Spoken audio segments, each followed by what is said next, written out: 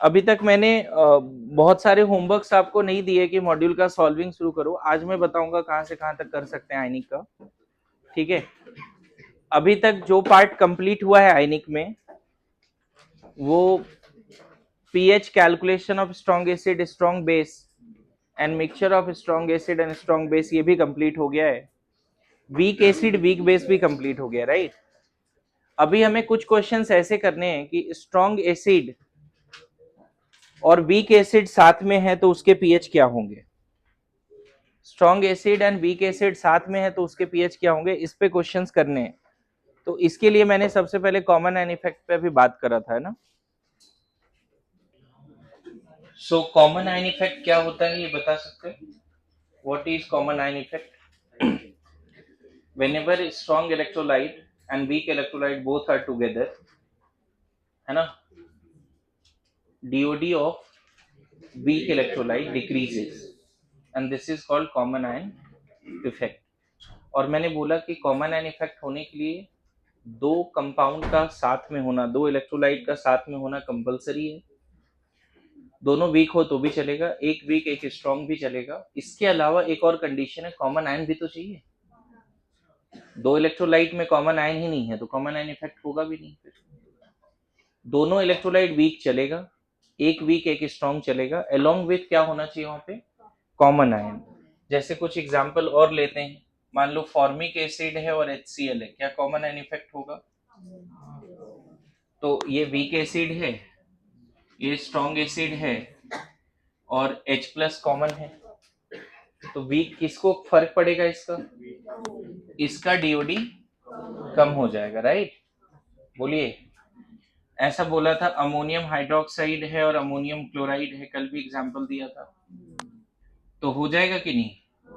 Ammonium hydroxide की degree of ionisation कम हो जाएगी। अमोनियम हाइड्रोक्साइड और NaOH है, होगा क्या? अरे वीक बेस स्ट्रॉन्ग बेस है, OH माइनस कॉमन है, प्लीज आइडेंटिफाई कीजिए, हो जाएगा पक्का, है ना। अगर दोनों ही स्ट्रॉन्ग हो जाता, मान लो NaOH और KOH है, तब कॉमन आयन तो है, बट किसको ही फर्क पड़ेगा? नहीं पड़ेगा ना। मेरी बात समझ रहे हो? अब देखो कॉमन आयन की वजह से क्या, जो डेफिनेशन पढ़ा उसको एक बार मैथमेटिकली समझते हैं। डेफिनेशन क्या पढ़ा कॉमन आयन को लेके हमने, कि कॉमन आयन की वजह से वीक इलेक्ट्रोलाइट का DOD क्या हो जाता है, कम हो जाता है। तो अब इसको हम सही से समझते हैं मैथमेटिकली। क्लियर है? लेक्चर नंबर जो भी होगा देना, 8 या 9 जो भी होगा, और ये लिखो जल्दी, शुरू करो लिखना। फिर से वही बात है, आयनिक पे कमांड करना है। लेक्चर 1 से 8 तक रिवीजन होके आना चाहिए। आज कल गैप भी मिला था तो रिवीजन हो जाना चाहिए था, है ना।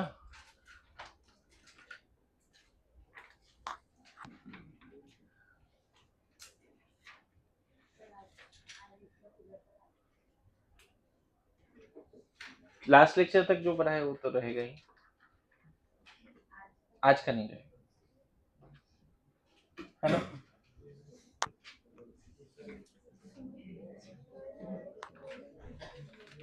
ठीक है, क्वेश्चन देखो, दो क्वेश्चन यहाँ पे करने वाले हैं। Calculate alpha of 0.1 molar formic acid in water के एक गिवन है 10⁻⁻⁵।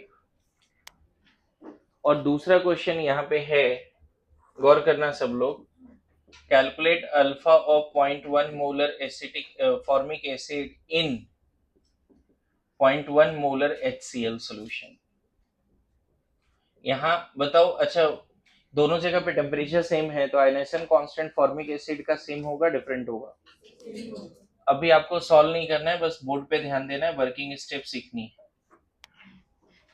देखो दोनों जगह पे टेम्परेचर सेम है, इसी और वीक एसिड भी सेम है, टेम्परेचर भी सेम है, सॉल्वेंट भी सेम है, तो हम आयनाइजेशन कांस्टेंट अलग नहीं ले सकते। सिर्फ वाटर में फॉर्मिक एसिड डालोगे तो आयनेशन कांस्टेंट अगर 10⁻⁵ है किसी अदर सॉल्यूशन में फॉर्मिक एसिड डालोगे, जैसे वाटर का आयनिक प्रोडक्ट क्या होता था, हमेशा 10⁻⁻14 होता था। प्योर वाटर में भी H प्लस और H माइनस कितना आता था, और एसिड हो, बेस हो, सॉल्ट हो, किसी भी तरह के एक्वस सॉल्यूशन में वाटर का आयनिक प्रोडक्ट क्या होता था, कांस्टेंट। तो उसी तरह से फॉर्मिक एसिड का जो आयनिक इक्विलिब्रियम कांस्टेंट है वो किसी भी सॉल्यूशन में नहीं बदलेगा अनलेस अनटिल तुम टेम्परेचर ना बदलो। तो यहाँ सीन क्या है देखो, सॉल्यूशन समझना, और इससे बहुत अच्छे से आपको कॉमन एंड इफेक्ट समझ में आएगा। होता क्या है, यहाँ प्योर वाटर है, कितना वॉल्यूम उससे फर्क नहीं पड़ता। मान लेते हैं वॉल्यूम ऑफ सॉल्यूशन V है, आपने यहाँ पे फॉर्मिक एसिड डाल दी A mole. Just after mixing formic acid का concentration A/V that is C, और वही क्वेश्चन में गिवन है। मैंने ये बहुत बार क्लियर किया है कि जब भी कॉन्सेंट्रेशन किसी वीक इलेक्ट्रोलाइट का दिया हो तो आपको इक्विलिब्रियम पे नहीं मानना है, वो इनिशियल मानना है। थोड़े समय के बाद देखो, अभी पिक्चर यहाँ पे बनाऊंगा नहीं, समझना, बहुत सारे ब्लू डॉट दिखेंगे और थोड़े समय के बाद फिर बहुत सारे क्या दिखेंगे, ब्लू डॉट तो रहेंगे ही रहेंगे, है ना। यहाँ पे इंडिविजुअल क्या घूम रहा होगा, एक एक मॉलिक्यूल के फॉर्म में फॉर्मिक एसिड घूम रहा होगा, एक एक मॉलिक्यूल के फॉर्म में, क्लस्टर नहीं होगा। एंड थोड़े समय के बाद फॉर्मिक एसिड तो रहेगा ही, और क्या रहेगा यहाँ पे, formate ion and H plus, yes no. ये तीनों होमोजेनियस मिक्सचर बनाएगा, मतलब blue dot, red and green dot. तो इस समय यहाँ पे क्या है बताओ, formic acid is equilibrium with H plus and HCOO minus, T equal to 0 पे C00। कितना बार ये लिख रखा है बताओ। अच्छा, यहाँ पे इन दोनों को 0 क्यों माना, यही इंपॉर्टेंट है। क्या पहले से पानी में एसिटेट आयन है, नहीं है। क्या पहले से पानी में H प्लस है, ऑब्वियसली वाटर की वजह से है, बट हम उसको इग्नोर करते हैं मोस्ट ऑफ द केसेस में। एक दो क्वेश्चन था 10⁻⁸ मोलर HCl, उधर थोड़ा कंसिडर भी कर लिया था। मोस्ट ऑफ द केसेस में हम उसको डिस्कस नहीं करते। तो C minus C alpha, C alpha, C alpha ऐसे लिख दें। और आपको पता है कि Ka क्या लिखना पड़ेगा, C alpha square 1 minus alpha, direct लिखें। कितना बार लिख रखा है ये बातें बोलो तो। और यहाँ पे Ka/C 10⁻⁴ है, Ka/C 10⁻⁴ है। मैंने क्या बोला था, Ka/C अगर ग्रेटर देन 10⁻⁻² भी आ जाए, मैं तो कभी कभी -1 में भी एजम्पशन ले लेता हूँ। Ka/C है ना, नोट में याद रखना, Ka/C या इक्विलिब्रियम कांस्टेंट है ना, अगर ग्रेटर देन 10⁻⁻, लेस देन बोला था ना, हाँ, लेस देन इक्वल टू 10⁻², मैं कभी कभी -1 में भी मान लेता हूँ एजम्पशन। -1 है, -2 है, -3 है, -4 है, -5 है, तुरंत 1 माइनस अल्फा को क्या मान लेंगे, 1। यही एजम्पशन था। तो यहाँ Ka अप्रोक्सीमेटली कितना लिख दोगे, C अल्फा स्क्वायर, यहाँ से अल्फा आ जाएगा √, K/C, और इसको सॉल्व करके ना 10⁻⁴/0.1, 10⁻⁵/0.1 ना, तो 10⁻⁴, √10⁻², आ गया। परसेंटेज अल्फा कितना आ गया, परसेंटेज अल्फा जी, परसेंटेज अल्फा 1%। देखो प्योर वाटर में फॉर्मिक एसिड कितना डिसोसिएट हुआ, 0.01, या फिर परसेंटेज अल्फा फॉर्मिक एसिड का है क्या प्योर वाटर में। अच्छा, कॉमन आयन इफेक्ट की वजह से क्या होता है, जो ये वीक इलेक्ट्रोलाइट है इसकी अल्फा और कम होगी, यही ना common ion effect. Common ion effect की वजह से जो वीक इलेक्ट्रोलाइट है उसकी अल्फा और कम होगी। कितने से कम होगा, आइए इस क्वेश्चन में देखते हैं, क्योंकि यहां तो कॉमन आयन इफेक्ट लगा ही नहीं। पहले से देखो कुछ कॉमन आयन था क्या सोल्यूशन में, 0 लिखा था। अब देखो यहां पर पहले से क्या है, HCl और वाटर दोनों है। HCl जो पहले से है उसकी मोलारिटी तुम्हारा 0.1 मोलर गिवन है, HCl पहले से पानी में है। और मान लेते हैं इस सॉल्यूशन में अभी तुमने फॉर्मिक एसिड ऐड करा A mole, volume of solution V है, वॉल्यूम ऑफ सॉल्यूशन क्या है, V है। Just after mixing formic acid का कॉन्सेंट्रेशन फिर से कितना होगा, A/V। ये भी कितना दिया हुआ क्वेश्चन में, देखो ना, जस्ट आफ्टर मिक्सिंग फॉर्मिक, फिर से बोला, जो भी कॉन्सेंट्रेशन दिया रहता है वीक इलेक्ट्रोलाइट का वो इक्विलिब्रियम पे जब तक मेंशन ना हो नहीं लेना, वो इनिशियल लेना। Just after mixing formic acid का कॉन्सेंट्रेशन कितना है, और जब फॉर्मिक एसिड वहां जा रहा था वहां पे पहले से HCl कितना है। अच्छा बताओ, HCl को ब्रेक होने में टाइम लगा होगा क्या, है ना। t इक्वल टू 0 पे तुमने इसको C1 लिया 0 0, और t इक्वल टू प्लस 0 पे 0 C1 C1 हो गया। बोलो, यहां तक समझ रहे हो। t इक्वल टू 0 पे C1 0 0 हो गया, और t इक्वल टू प्लस 0 पे क्या हो गया, 0 C1 C1 हो गया। बोलो, विद इन नो टाइम, मतलब जब तक एसिटिक एसिड यहाँ पे डिसोसिएट होना शुरू होगा उस समय से पहले ही HCl डिसोसिएट हो चुका है। अरे यस नो, HCl को डिसोसिएट होने में टाइम ही नहीं लगा। तो सिचुएशन कैसा है देखो, एसिटिक एसिड यहाँ अनडिसोसिएटेड फॉर्म में है और पहले से यहाँ पे H प्लस है, राइट। पहले से यहाँ पे क्या है, H plus Cl minus water.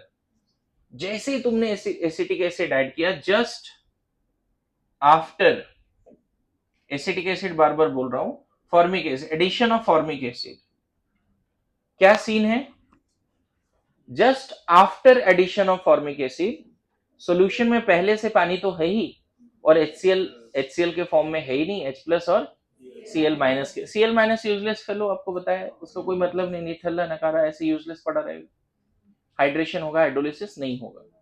अब थोड़े समय के बाद देखो क्या होगा, फॉर्मिक एसिड थोड़ा बहुत डिसोसिएट होगा बच्चे, ठीक है, उसको डिसोसिएट होने में दिक्कत होगी, लेकिन वो डिसोसिएट होगा। देखो यहाँ पे H प्लस Cl माइनस ये HCl से है, और इसके डिसोसिएशन से थोड़ा बहुत और H प्लस और Cl माइनस आएगा। अब यहां देखो इक्विलिब्रियम क्या लिखेंगे, formic acid is equilibrium with H plus and formate ion, T equal to 0 पे इसको क्या लिख देते हैं, C2। अब देखो इसको 0 नहीं लिख सकते बच्चे, फॉर्मेट आयन तो नहीं है, लेकिन H प्लस तो HCl की वजह से है, और HCl जो H प्लस की वजह से उसको C1 बोलो। HCl पहले से है। देखो क्या होता है, कुछ बच्चे क्या करते हैं, रिएक्शन को बैक करने का कोशिश करते हैं कि बैक करके सॉल्व करेंगे, उसमें कभी सॉल्यूशन नहीं आएगा। मैं क्या बोल रहा हूँ, जब क्वेश्चन सॉल्व करोगे तब समझ में आएगा। आपको हमेशा 0 से स्टार्ट करना है। फिर से मान लो ये क्वेश्चन देता है ऐसा, समझना क्या है, मान लो बोलता है कि what is the alpha of 0.1 molar acetic acid in water, इस तरह से सॉल्व कर देते। अब लैंग्वेज ये रहता कि when in this solution 0.1 molar HCl is added, then what is alpha in that case. तो लोग क्या करते हैं, उस रिएक्शन को बैकवर्ड करने की कोशिश करते हैं, इससे जल्दी सॉल्यूशन नहीं आता और तुम ट्रैप हो जाते। क्वेश्चन ऐसा रहता कि 0.1 मोलर HCl जब वाटर में है तो उसका अल्फा जो है 0.01 है। जब उसी सॉल्यूशन में HCl डाल दिया और HCl की कॉन्सेंट्रेशन 0.1 मोलर है, तब फॉर्मिक एसिड की अल्फा क्या होगी। तो हमें क्या लगता है कि हम वो जो करते थे ना वाटर के केस में, H प्लस को लिखते थे x 10⁻⁷ प्लस C, फिर बैक करते थे, वो वाली आदत यहाँ होती है। वो यहां नहीं करना है, फिर से स्टार्ट करना है 0 से, कि 0.1 मोलर एसिटिक एसिड और पहले से HCl से H प्लस आया है, 0 से स्टार्ट करना है फिर से। अब यहां क्या लिखोगे at equilibrium, C2 minus C2 alpha 2 बोल दें। अल्फा कुछ और होगा यहाँ पर, क्या यही अल्फा होगा, नहीं, अभी भी डिसोसिएट होगा क्योंकि फॉर्मेट आयन नहीं है। इसको C1 प्लस C2 अल्फा 2 लिखना पड़ेगा, और क्योंकि जो भी कॉन्सेंट्रेशन H प्लस का है बिकॉज ऑफ द HCl, उसमें थोड़ा बहुत और H प्लस ऐड हो रहा है because of the dissociation of formic acid, और उसी डिसोसिएशन की वजह से C2 अल्फा 2 आया है, that is the active mass of format ion. यहां तक समझ में आ रहा है। अच्छा, अब हमारी लॉजिक क्या है यहाँ पे, कि पहले से HCl अगर है वहां पर तो इसकी फॉरवर्ड जाने की टेंडेंसी उतनी नहीं होगी जितनी प्योर वाटर में थी। यहाँ पे देखो पहले से नहीं है ना, H प्लस और कॉमन आयन है ही नहीं, तो यहाँ फॉरवर्ड थोड़ा ज्यादा हुआ। पता चला यहाँ 100 में से एक मॉलिक्यूल ब्रेक भी हुआ, 100 में से एक ब्रेक हुआ, लैक्स में से कुछ ब्रेक हुआ, यहाँ पे बहुत कम ब्रेक हो रहा है, that is called power of common ion. Now बताओ उस केस में जो अल्फा है, यहाँ पे अल्फा क्या होगा, उससे ज्यादा होगा, कम होगा? कम होगा। Good to go. अब देख एजम्पशंस बड़ा इंपॉर्टेंट है, यहीं पर आपको गिव अप नहीं करना है। एजम्पशंस आपको ध्यान रखना है। दिमाग में क्या चल रहा है, ये कितना है बच्चे? 0.1 है, 0.1 है, माइनस 0.1 इंटू इसकी अल्फा 10⁻² से भी कम है। अरे सुनो, 10⁻² से कम है। अगर मान लो 10⁻² भी सोचते हो तो भी 0.1 माइनस 0.0001 को हम 0.1 लिख सकते हैं। अरे सुनो, यहां पे तुम अल्फा कितना रखोगे? Less than 10⁻²। बोलो तो 0.1 माइनस 0.0001 अप्रोक्सीमेटली इसको क्या लिख दें बच्चे? हमें C2 ही लिख देना चाहिए, जो है वही लिख दिया। मतलब इट्स लाइक कि बिलियंस में 100 कम कर दिया बस, तो बिलियंस ही बचे। मेरी बात समझ रहे हो? अच्छा, ये कितना है बताओ? 0.1 है C1, और ये 0.1 इंटू लेस देन 10⁻²। अब बताओ H प्लस जो अभी है यहां पर, वो मेनली बिकॉज ऑफ HCl है, ना कि फॉर्मिक एसिड और वाटर। यहां भी वो एजम्पशन वैलिड है। देखो 0.1 प्लस 0.00001 अप्रोक्सीमेटली कितना? 0.1 ही। मतलब इस सॉल्यूशन में जो भी H प्लस है वो मेनली किसकी वजह से? अब मैं बताऊं, मैक्सिमम जगह पे एजम्पशन काम कर जाती है, लेकिन रियल टाइम में कॉल लेना चाहिए। रियल टाइम में आप देख लो ना, सब डेटा है आपके पास ना, क्वेश्चन में दिया हुआ है, आप कंपेयर करके देखो। तो यहां कुछ एजम्पशन नहीं लेना। मतलब फिर से देखो, ऐसा है, फिर से इधर इधर बिलियंस ऑफ फॉर्मिक एसिड में 2-4 ब्रेक हो गए, तो बिलियंस माइनस 2-4 बिलियंस ही बोले। अच्छा, पहले से H प्लस HCl के वजह से बिलियंस में था, उसमें 100-200 और ऐड हो रहे हैं because of the formic acid. क्या हम बोले कि नेट H प्लस मेनली किसके वजह से? HCl की वजह से। अब देखो, जब ये जंक्शन हो गया तब अब Ka लिखो। क्या लिखोगे Ka? फिर से हम देखो, मैं पूरा लिख रहा हूं यहाँ पे। K का एक्सप्रेशन होता है जो प्रोडक्ट में आयंस है उसका एक्टिव मास बाय रिएक्टेंट में जो अनडिसोसिएटेड है उसका एक्टिव मास। क्या लिख दें इसको?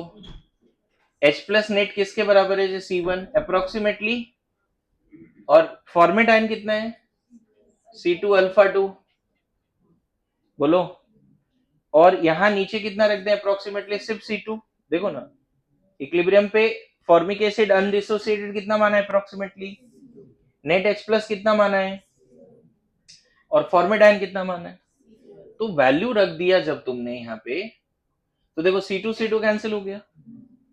गौर करना, जो वीक इलेक्ट्रोलाइट है उसकी मोलैरिटी कैंसिल हो जा रही है, उसकी मोलैरिटी मायने भी नहीं रखती। यहाँ पे अल्फा 2 कितना आ रहा है बच्चे? K/C2, सॉरी C2 नहीं, K/C1। अब देखो समझ में आ जाएगा, ये C1 कॉमन आयन नहीं है क्या? बताओ इन दोनों में कॉमन आयन क्या है? देख रहे हो? मतलब किसी भी वीक इलेक्ट्रोलाइट में अगर स्ट्रॉन्ग इलेक्ट्रोलाइट डालते हो और उसमें कुछ कॉमन आयन है, तो इसकी आयोनाइजेशन उस कॉमन आयन के कॉन्सेंट्रेशन पे इनवर्सली डिपेंड करेगा। इनवर्सली आ गया ना? बोलो, सही लिखा है ना हमने? Degree of ionisation of weak electrolyte inversely proportional to concentration of common ion that comes from strong electrolyte, and this is the power of common ion. अब यहां सॉल्व करके देखो, 10⁻⁵ by 10⁻⁻1 10⁻⁻4।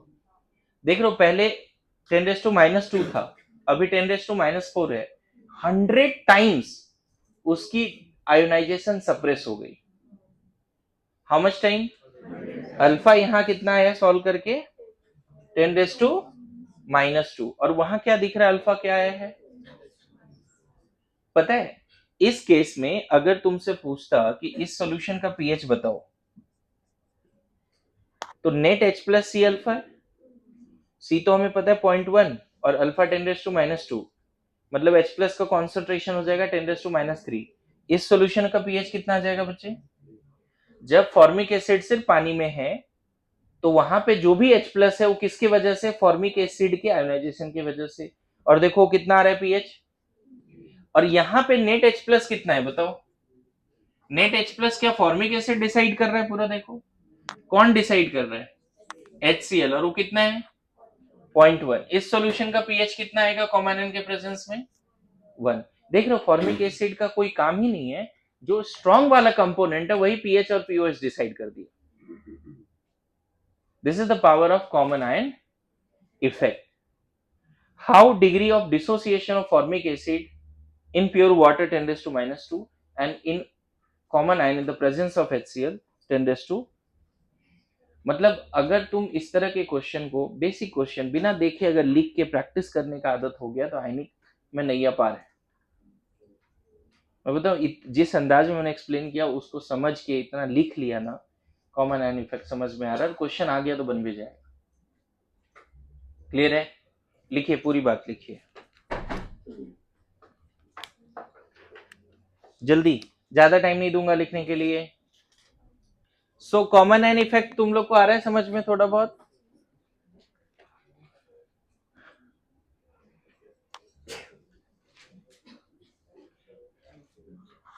आ रहा है?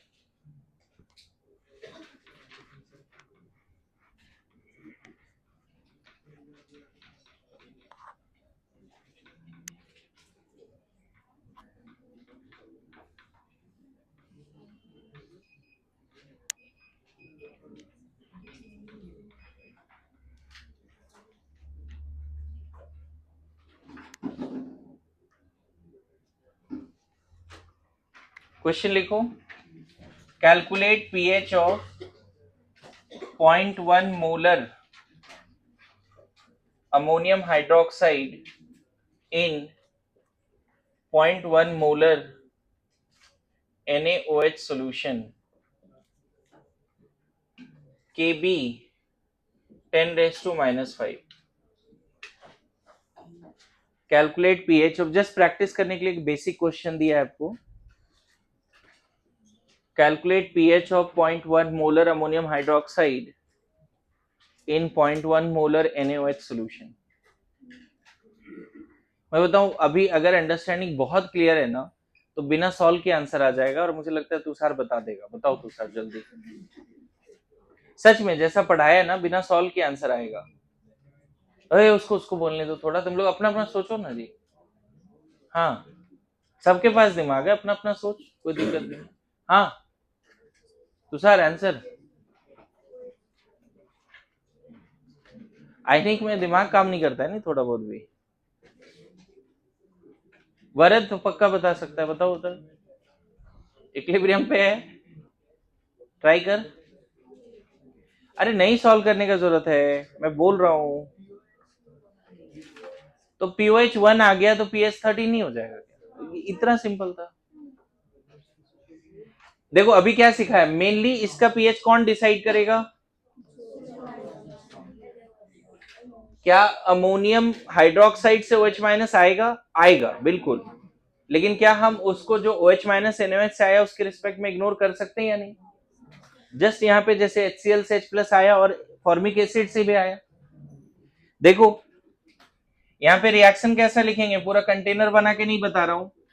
Ammonium hydroxide will give ammonium ion and OH minus ion. बताओ T equal to 0 पे अगर ये C2 है ये 0 है, क्या सॉल्यूशन में पहले से OH माइनस आयन है या नहीं है? पहले से OH माइनस आयन C1 है, जो किसकी वजह से आया है? अच्छा Na प्लस का कोई यूज है क्या? पूरा ऐसा कंटेनर वगैरह बना के नहीं बता रहा हूं, चलेगा ना? पक्का? यहाँ पे ऐसा लिखा है था ना, ऐसा इमेजिन करो just after addition of ammonium hydroxide, पता है यहाँ अमोनियम हाइड्रोक्साइड होगा, Na प्लस और OH माइनस भी होगा और वाटर होगा। अब अमोनियम हाइड्रोक्साइड थोड़ा डिसोसिएट होगा। अरे yes no, NaOH strong base होता है ना। एट इक्विलिब्रियम क्या लिख दोगे यहाँ पे? C2 minus C2 alpha 2 C2 alpha 2 C1 plus C2 alpha 2। थोड़ा बहुत इसके डिसोसिएशन से क्या आएगा बच्चे? OH माइनस आएगा, लेकिन कॉमन आयन इफेक्ट की वजह से इसको अप्रोक्सीमेटली कितना लिख दें? C2। इसको भी अप्रोक्सीमेटली कितना लिख दें? C1। मतलब जो भी नेट OH माइनस है वो किसकी वजह से है, तो हमें ज्यादा कुछ इसमें डिग्री ऑफ डिसोसिएशन निकालना नहीं है। OH माइनस आयन कितना आ गया नेट, अप्रोक्सीमेटली कितना आ गया C1 दैट इज 0.1, POH कितना 1, pH कितना 13, इसलिए बोला बिना सॉल्व के भी आ जाएंगे। अब तो सर ये इतना दिमाग लगना चाहिए बच्चे, जब इतना अच्छे से एक्सप्लेन कर रहा हूं तो ये सब लगना चाहिए दिमाग, बार बार बोल रहा हूं, है ना।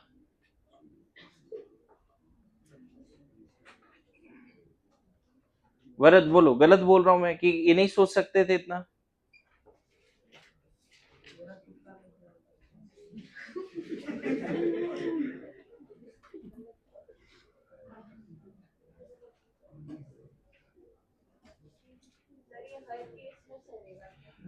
मैं वही, अभी वरद ने भी सेम सवाल पूछा था कि सर ये अप्रोक्सीमेशन कब चलने वाला है, तो डिपेंड करता है कि C1 C2 कितना है और C2 माइनस C1 अप्रोक्सीमेटली कितना आता है। जैसे ये तो 0.1 है और ये आ रहा था 10⁻⁻⁴, 0.001 ऐसा 10⁻⁻⁵ आएगा। इनफैक्ट आप चेक करना, जब इसका भी अल्फा निकालोगे ना तो वही आएगा अल्फा, 10⁻⁴ आएगा। डेटा ऑलमोस्ट सेम दिया है ना, देखो ना, बस खाली फर्क है कि वहां फॉर्मिक एसिड था या अमोनियम हाइड्रोक्साइड है, यहाँ Kb है वहां Ka है। बोलो आ रहा है समझ में। तो इन दोनों जगह पे एजम्पशन वैलिड है। मोस्ट ऑफ द केसेस में कॉमन आयन की वजह से ना बच्चे, इधर इधर कॉमन आयन की वजह से जो वीक इलेक्ट्रोलाइट है उसकी degree of dissociation extremely suppress हो जाती है, 100 टाइम्स, 1000 टाइम्स, 10,000 टाइम्स सप्रेस हो जाती है। तो वीक इलेक्ट्रोलाइट की वजह से H प्लस OH माइनस को हमेशा इग्नोर कर सकते हैं with respect to the H plus और OH minus given by strong electrolyte. यहां तक समझ गए, बोलो। नाउ लिखिए odd ion effect. Odd ion effect,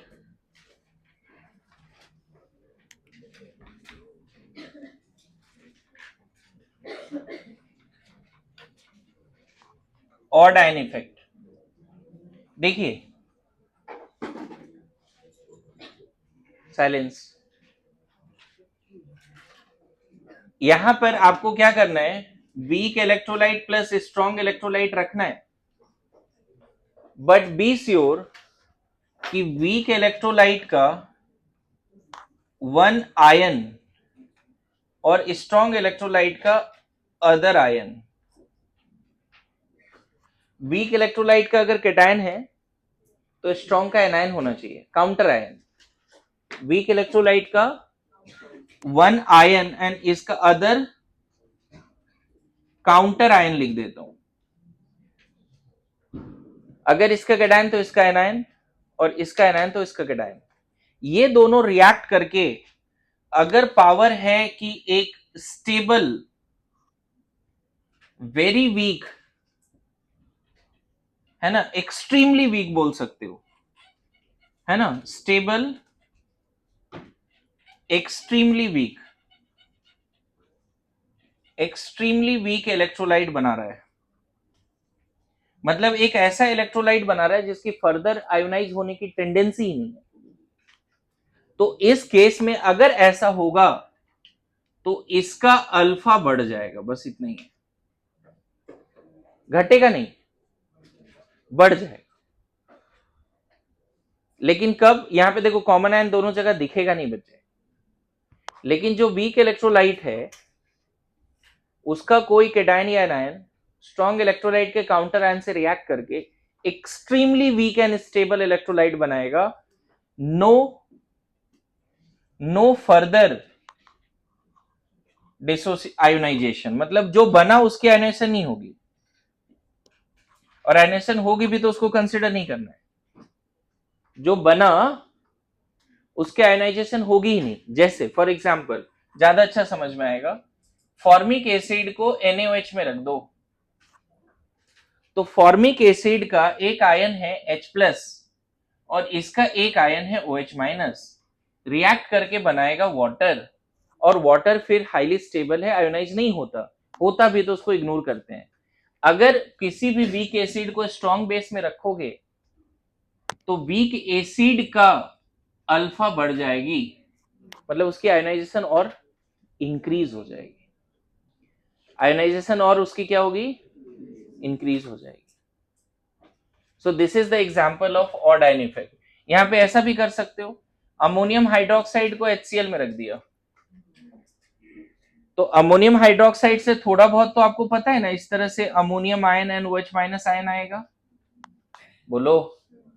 और इससे क्या क्या आएगा, इरिवर्सिबल है ये, बोलो। अब बताओ इस इक्विलिब्रियम में OH माइनस धीरे धीरे गायब हो रहा है, इस वीक बेस के इक्विलिब्रियम से OH माइनस धीरे धीरे गायब हो रहा है, क्योंकि आप स्ट्रॉन्ग एसिड डाल रखे हो, स्ट्रॉन्ग एसिड का H प्लस वीक बेस के OH माइनस को लेके वाटर बना दे रहा है। तो इसका असर क्या होगा, ये इक्विलिब्रियम फॉरवर्ड जाएगा बैकवर्ड जाएगा, ये प्रोडक्ट खत्म हो रहा है। इस तरह से लिख के समझा देता हूं, देखो अमोनियम हाइड्रोक्साइड इक्विलिब्रियम बना रखा है अमोनियम आयन के साथ और OH माइनस आयन के साथ, इस तरह के कंटेनर में बाहर से तुम HCl डाल रहे हो, तो ये HCl का Cl माइनस तो यूजलेस है, उसको छोड़ो, HCl का H प्लस इसके OH माइनस को लेकर क्या बना दे रहा है, तो धीरे धीरे ये इक्विलिब्रियम किधर जाएगा, क्योंकि OH माइनस धीरे धीरे जो HCl ऐड कर रहे हैं उससे रिएक्ट करके वेरी वेरी स्टेबल मॉलिक्यूल बना रहा है जो फर्दर आयोनाइज नहीं होते। तो इसकी एलसीपी प्रिंसिपल लगा के देखो ये किधर जाएगा, फॉरवर्ड। तो यहां पर भी इन दोनों के प्रेजेंस में ऑड आयन, देखो ये दोनों ऑड आयन है, OH माइनस और H प्लस आपस में ऑड आयन है, इसकी क्या बढ़ जाएगी, ध्यान रखना उसकी आयनाइजेशन Kb और K में चेंज नहीं आएगा, जस्ट उसकी डिग्री ऑफ आयनाइजेशन बढ़ जाएगी। अगर आपसे पूछे कि फॉर्मिक एसिड का अल्फा प्योर वाटर में ज्यादा होगा या HCl में ज्यादा होगा या NaOH में ज्यादा होगा, क्वेश्चन समझा क्या है, theoretical question. The alpha formic acid is more in pure water और इन HCl solution और इन NaOH solution। देखो प्योर वाटर में 10⁻² आया था, आपने देखा था, HCl के प्रेजेंस में जो डेटा दिया था 10⁻4 आया था, पता चला NaOH के केस में ना वो आ जाएगा 1, 100% पता चला ब्रेक हो गया। डिपेंड करता है कि ऑड आयन कितना है। अरे यस नो, मेरी बात आ रही समझ में। कभी कभी आपसे पूछ लेगा कि वीक एसिड वीक कब है, वाटर में वीक है या किसी स्ट्रॉन्ग एसिड के प्रेजेंस में वीक है या किसी स्ट्रॉन्ग बेस के प्रेजेंस में वीक है। तो वीक एसिड हाईली वीक हो जाता है strong acid, other strong acid के प्रेजेंस में। बेस के प्रेजेंस में तो क्या लग जाता है, ऑड आयन इफेक्ट लग जाता है। बेस के प्रेजेंस में क्या लग जाता है, ऑड आयन। लिखिए अच्छे से, थोड़ा स्टोरी बना के लिखिए ऑड आयन, क्योंकि अभी यहाँ पे सॉलिबिलिटी से रिलेटेड एक क्वेश्चन कराऊंगा, जो थ्योरेटिकल क्वेश्चन है, पता चला वो आ गया। अभी एक क्वेश्चन आया भी थे ENT में जो तुम लोगों ने बोनस करा दिया, HgCl2 वाले, तो वो क्वेश्चन भी एक्सप्लेन कर देता हूं, यहीं पे वो पढ़ना है जल्दी। देखो ऑड आयन इफेक्ट का एक दो और अच्छा एग्जांपल देता हूं जिसपे बहुत सारा चांस है कि क्वेश्चन आ जाएगा, थ्योरेटिकल है ना। कोई स्पेरिंगली सोलुबल जो सॉल्ट्स होते हैं है ना, उस पे भी ऑड आयन और कॉमन आयन इफेक्ट लगता है, समझाने की कोशिश करता हूं। पहले तो वो क्लास याद करो जिसमें मैंने स्पेरिंगली सोलुबल इलेक्ट्रोलाइट के बारे में बात करा था, ध्यान देखना। जैसे इलेक्ट्रोलाइट जो होता है, मैं फिर से रिपीट कर रहा हूं, 3 तरह के होते हैं। देखो स्ट्रॉन्ग और वीक तो होते ही हैं, लेकिन based on solubility highly soluble होता है, highly soluble, partially soluble and insoluble. मैंने जो क्लास में उसमें बताया था, अभी यहाँ पे समझना वो पार्ट। हाईली सोलुबल का मतलब क्या है, मैं पूरा एक्सप्लेन नहीं करूंगा यहाँ पे, लेकिन मान लो 10 ग्राम NaCl डाला, बताया था ऐसा, याद करो वो डायग्राम याद करना, मैं विजुलाइज करा रहा हूँ, सब लोग ध्यान देना। 10 ग्राम NaCl डाला, मिली सेकेंड्स के लिए ब्लू डॉट्स। अच्छा पता है ये जो NaCl है ना, टेबल सॉल्ट, उसका एक टाइनियस्ट पार्टिकल जो आंख से दिख जाता है सॉलिड स्टेट में दिख जाता है, उसमें भी लैक्स ऑफ Na+ और Cl- होते हैं जो साथ में है, और वो साथ में Na+ Cl- इसीलिए वो टाइनी व्हाइट क्रिस्टल जैसा दिखता है। देख पाते हो ना? अगर उस क्रिस्टल को तुम अगर पानी में डाल देते हो, एक टाइनीस्ट क्रिस्टल को, उसको ढूंढ पाओगे किधर गया? क्यों नहीं ढूंढ पाओगे? क्यों नहीं ढूंढ पाओगे? क्योंकि अब वो क्रिस्टल में जो thousands of lakhs of Na+ Cl- था, वो वहां साथ में नहीं है, वो सब पूरा अलग हो चुका है। मेरी बात समझ रहे हो? जब इंडिविजुअल NaCl होगा या इंडिविजुअल Na+ और Cl- होगा, वो नहीं दिखेगा आपको। एक टाइनी क्रिस्टल दिख जा रहा है, ये वाटर इसलिए दिख जा रहा है कि यहाँ पे वाटर क्लस्टर है, एक वाटर मॉलिक्यूल दिखेगा ही नहीं। हमारे आईज उस लेवल पे डिजाइन नहीं है, ऐसा डिवाइस नहीं है ये। इस रूम में O2 CO2 सब कुछ है, कोई मॉलिक्यूल नहीं दिख रहा है, आइज से नहीं दिख रहा है, लेकिन फील तो हो ही जाता है ना? Breathe in breathe out feel हो रहा है या नहीं हो रहा है? और भी सेंस ऑर्गन है जो उस मॉलिक्यूल को डिटेक्ट कर रहा है। अरे यस नो? अच्छा बताओ, एक एक बॉटल में ग्लूकोज सोल्यूशन, एक में NaCl सोल्यूशन, देख के बता दोगे कौन ग्लूकोज कौन NaCl? नहीं बता पाओगे, क्योंकि इंडिविजुअल मॉलिक्यूल पानी के अंदर नहीं दिख रहा है तुम्हें। अरे यस नो? लेकिन हमारे पास डिवाइस है, चख लो पता चल जाएगा। तो इंडिविजुअल मॉलिक्यूल को हम टेस्ट कर पाते हैं, यस नो? अरे यस नो? तो अब देखो होता क्या है, जब स्ट्रॉन्ग इलेक्ट्रोलाइट को आप पानी में डालोगे, ध्यान देना, तो each and every electrolyte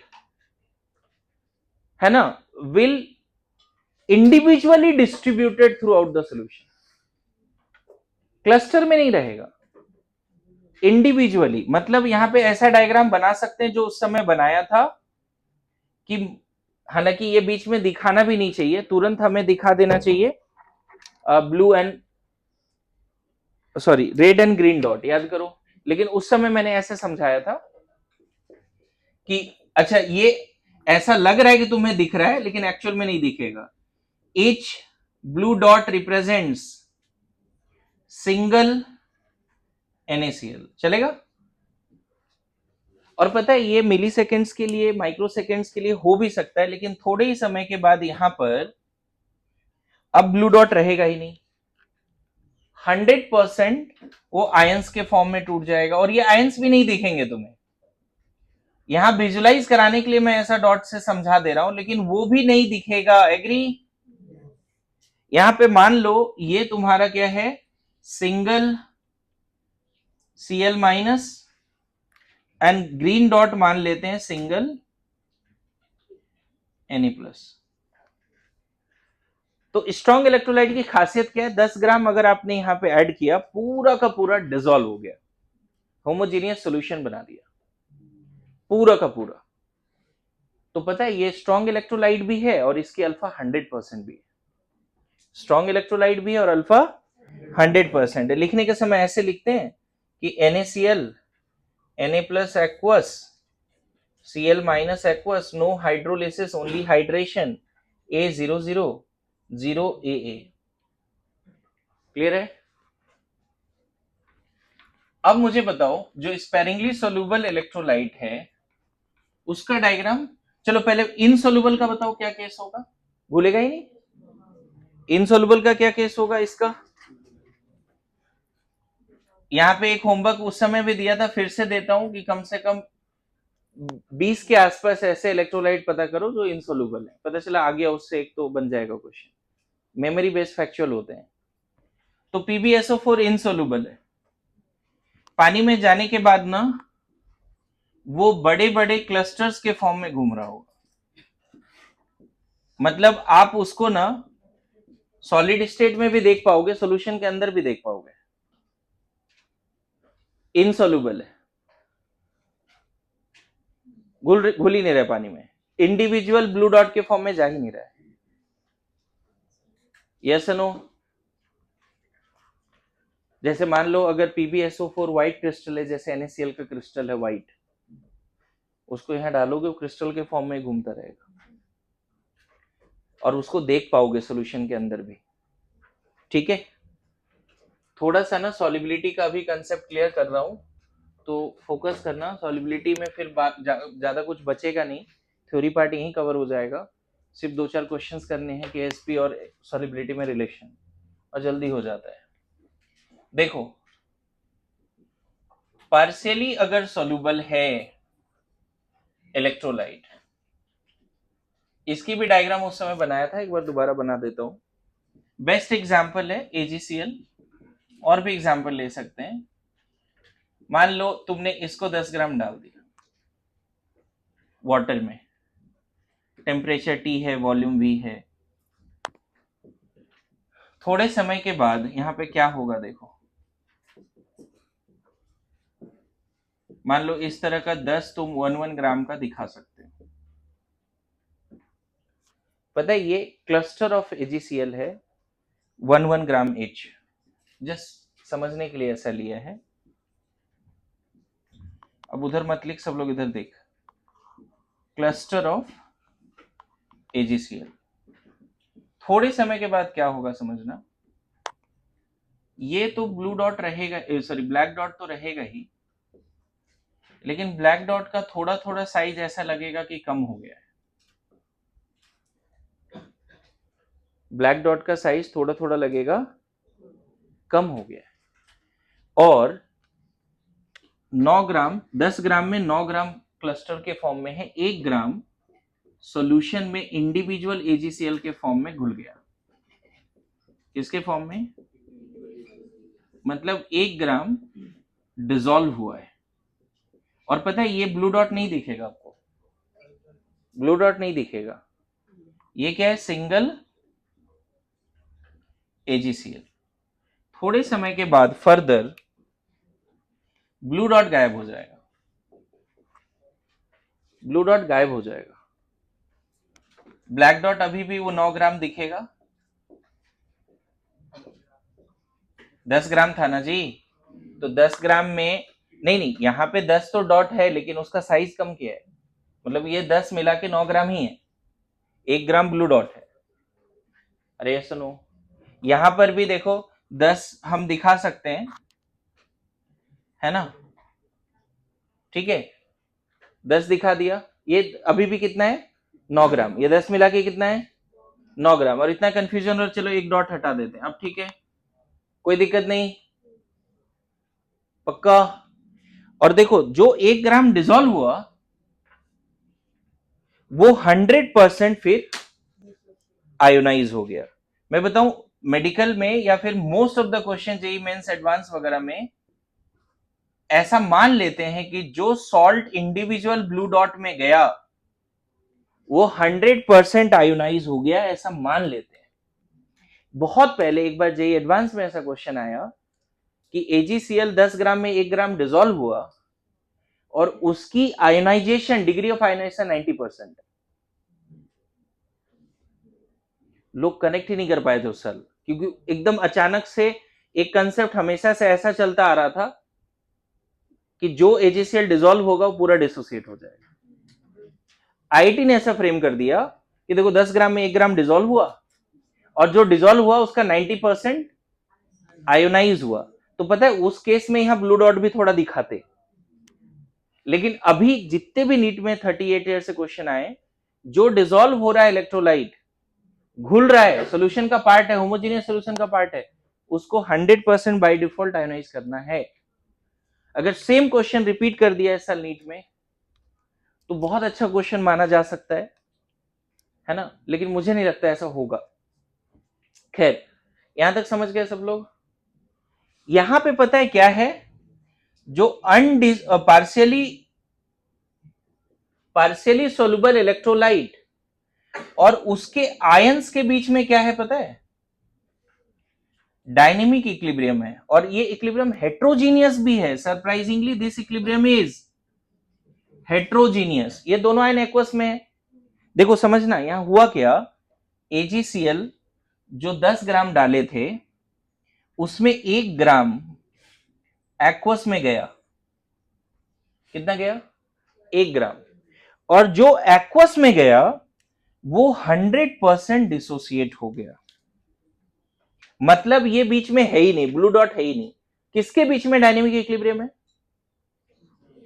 undissociated weak electro sorry partially soluble weak electrolyte in solid state and their ions in aqueous state. This is heterogeneous equilibrium.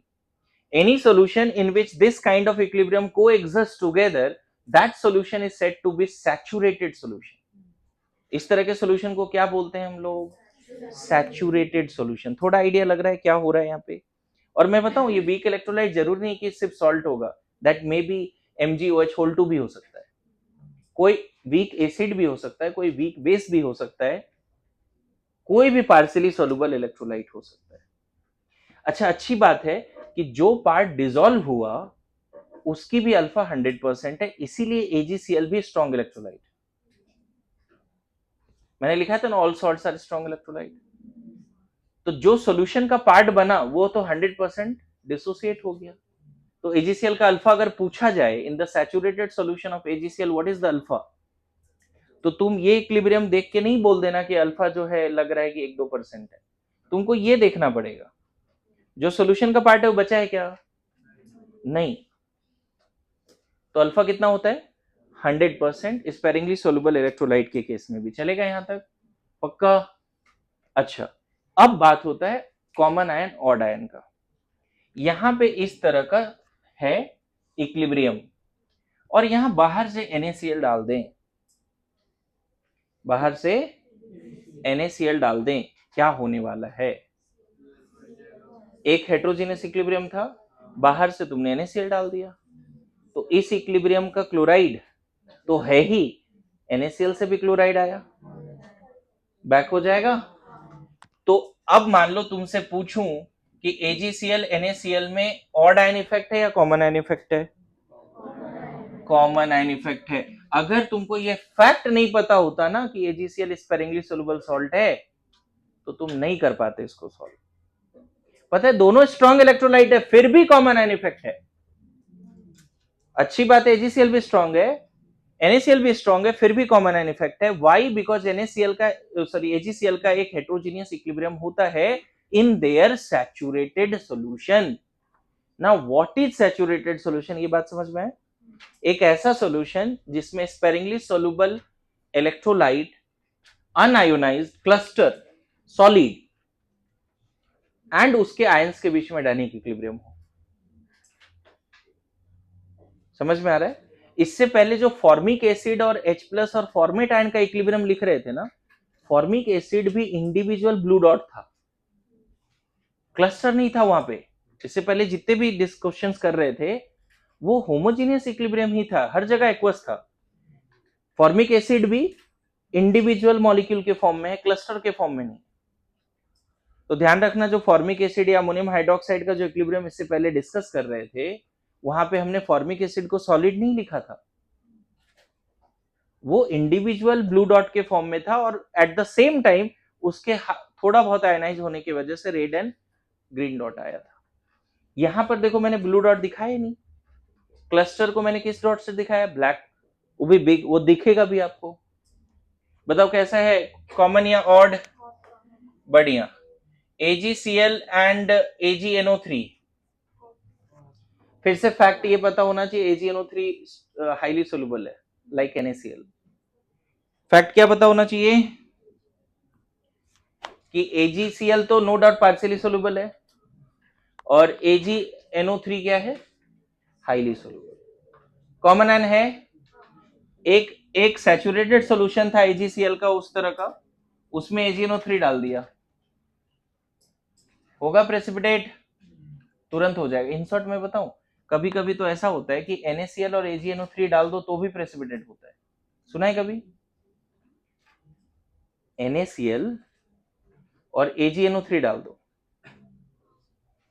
NaCl से Cl माइनस आएगा। वाटर में पहले से AgCl नहीं है, वाटर में पहले से, बाहर से वाटर में NaCl डाला और AgNO3 डाला, दोनों हाईली सोलुबल इलेक्ट्रोलाइट है। NaCl से Cl माइनस और AgNO3 से Ag+ आया और तुरंत सॉल्ट बना दिया, फिर भी वहां पे ऐसा इक्विलिब्रियम आ सकता है ना? बोलो। अच्छा, यहां तक समझ गए। कभी कभी आपसे पूछा जा सकता है कि AgCl इज मोर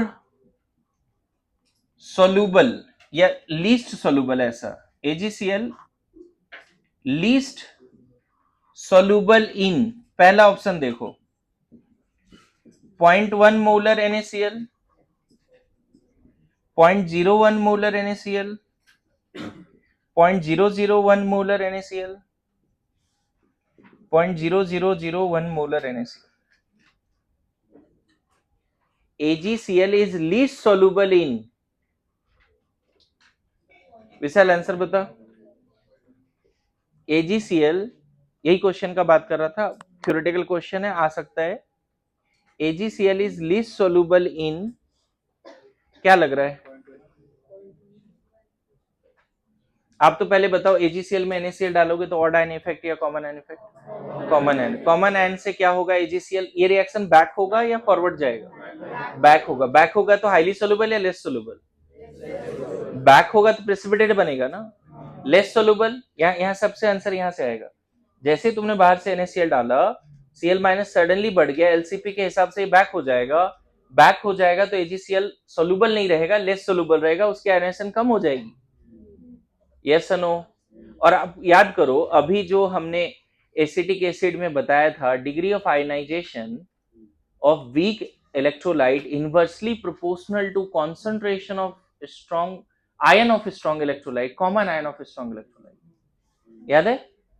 वहां पे अल्फा 2 कितना आया था? Ka/C2 आया, C1 आया था, याद करो ना। फिर से रिपीट कर रहा हूं, degree of ionisation of weak electrolyte in the presence of common ion from a strong electrolyte is inversely proportional to concentration of common ion that comes from a strong electrolyte। तो strong electrolyte से जितना ज्यादा common ion होगा, इसकी backward उतना चलेगा। तो बताओ कौन सा ऑप्शन है जो Cl माइनस सबसे ज्यादा देने वाला है? तो फर्स्ट के केस में ये बैक चल गया, बैक चल गया तो सॉल्युबल हुआ ही नहीं। फिर समझ जाओ, इस केस में least soluble, good to go. इस केस में लीस्ट सोल्यूबल, पक्का समझा पाया? नहीं, इन दोनों में ऑड कहां है? कुछ ऑड है? अभी बताता हूं ना, एक दो एग्जांपल दूंगा ऑड का भी। वही तो HgCl2 वाला, वो तो ऑड भी है, बताता हूं, अभी तुरंत बताता हूं। लिखिए, इतना लिखिए जल्दी से। सच में ये बात समझ पाए कि 0.1 मोलर NaCl में लीस्ट सोल्यूबल होगा AgCl? रितेश, सेम क्वेश्चन आ सकता है बच्चे, कल ऐसा क्वेश्चन टैब टेस्ट में भी दे देता हूं एक दो, फिर अभी बनाया नहीं है पेपर। किस में हाईली सोल्यूबल होगा, किस में लेस सोल्यूबल, सॉल्व करना नहीं है, दिमाग लगाना है, टिक कर देना है। नहीं, बोल ही नहीं रहे तो फिर समझ में, अभी क्रॉस क्वेश्चन कर लो ना, नहीं आया समझ में तो।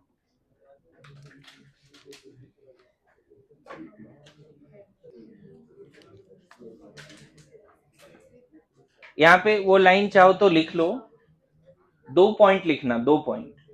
पहला लिखो, मोर is the concentration of common ion, वही लिख ले बच्चे please. More is the concentration of common ion that comes from a strong electrolyte. More is the concentration of common ion that comes from a strong electrolyte.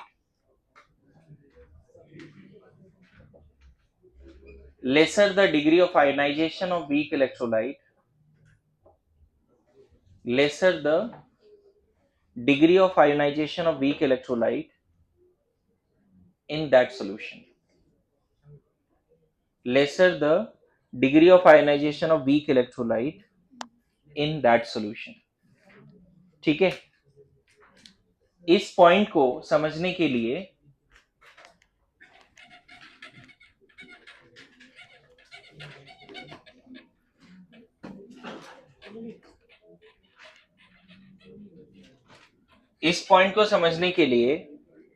देखो, इस point का supporting question, Prathamesh, अगर 0.1 molar HCl है 0.01 molar HCl है, इन दोनों में formic acid add करते हैं सेम अमाउंट।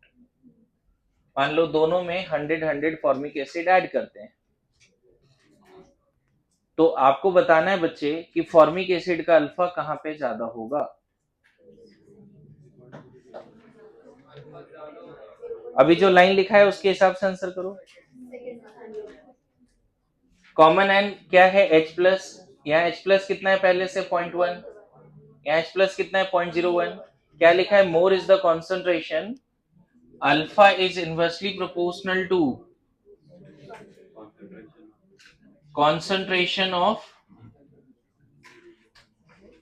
common ion, है ना, that comes from strong electrolyte। अब तो सीख जाओ प्लीज। अच्छा, यहीं पे अगर मैं बोलता वाटर, एक और केस दे देता वाटर, तब तीनों जगह पे मान लो 100 मॉलिक्यूल्स ऑफ फॉर्मिक एसिड डाल दिया, तो कहां पे सबसे ज्यादा आयोनाइज होगा? सबसे ज्यादा फॉर्मिक एसिड कहां आयोनाइज होगा? वाटर। यही तो समझना है, सबसे ज्यादा फॉर्मिक एसिड कहां आयोनाइज होगा? यहाँ पे पता है, यहाँ पे तुम चाहो तो ऐसे लिख सकते हो, formic acid, H+ and formate ion. पता चला ये तुम्हारा यहाँ पर 50 है और ये सॉरी ये 90 है और ये 10 है। देख रहे हो, 100 में से 10 आयोनाइज हुआ। यहाँ पे पता चल रहा है कि formic acid, H+ and formate ion, देखो यहाँ पे लिख दे रहा हूं, ये और ज्यादा आयोनाइज होगा। ये 80 है, ये 20 है। अगर 100 फॉर्मिक एसिड डाला है जहां पे पहले से H+ ठीक ठाक है, वहां पे फॉर्मिक एसिड का आयोनाइजेशन कम हो जाएगा। 100 में से देखो 10 ही आयोनाइज हुआ, समझने के लिए बता रहा हूं। यहाँ 100 में से 20 आयोनाइज हो गया, क्योंकि पहले से जो कॉमन आयन है वो कम है, और यहाँ कॉमन आयन है ही नहीं। तो यहाँ पे formic acid, H+ and formate ion, ये हो सकता है 50 हो और ये दोनों 50-50 हो। तो पता है यहाँ अल्फा 1 कितना आया? 10/100, 0.1। यहाँ अल्फा 2 कितना आया? 20/100, 0.2। और यहाँ अल्फा कितना आ रहा है बच्चा? अल्फा 3 50/100। 100 में से 50 ही बचे हैं, देखो ना, 50 बचे हैं अनडिसोसिएटेड। तो यहाँ अल्फा आ गया कितना? 0.5। तो अब तो सीख जाओ, बोलो। मोर is the concentration of common ion. लेकिन ये सारे केसेस ना ऐसा नहीं है, स्पेरिंगली सोल्यूबल वाला केसेस नहीं है, ब्लू डॉट, ग्रीन डॉट और रेड डॉट वाले केसेस। समझ में आ रहा है? अच्छा, अब मान लो यहीं पे क्वेश्चन ऐसा पूछते, ध्यान ध्यान ध्यान ध्यान, एक लाइन और लिख लो चलो। मोर is the concentration of common ion, more is the concentration of common ion, lesser the solubility of sparingly soluble electrolyte. More is the concentration of common ion that comes from a strong electrolyte or highly soluble electrolyte. पूरा लिखो, more is the concentration of common ion that comes from strong electrolyte or highly soluble electrolyte. थोड़ा correct करना, more is the concentration of common ion, है ना, that comes from strong electrolyte or highly soluble electrolyte,